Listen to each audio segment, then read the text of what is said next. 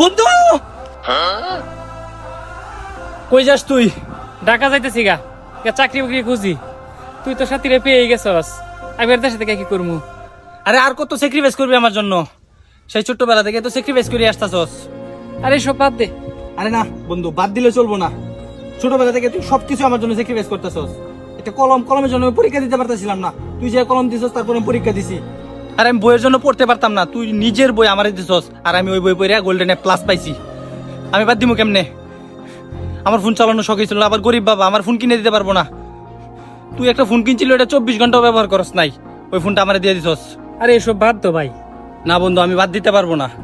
সাথীর সাথে তোর সম্পর্ক ছিল, ওইটা আমি কবুল বলার আগেই জানতে পারছিলাম। ওই যে সাথী সামনে দাঁড়িয়ে আছে, যাওয়ার সময় ওরে নিয়ে যা। সব যেহেতু বিয়ের আগে জানছস, তাহলে বিয়ে করলি কে? বন্ধু, আজ পর্যন্ত তুই আমার যত জিনিস দিছস সব একদিন ব্যবহার করে দিছস, তাই ভাবলাম আমি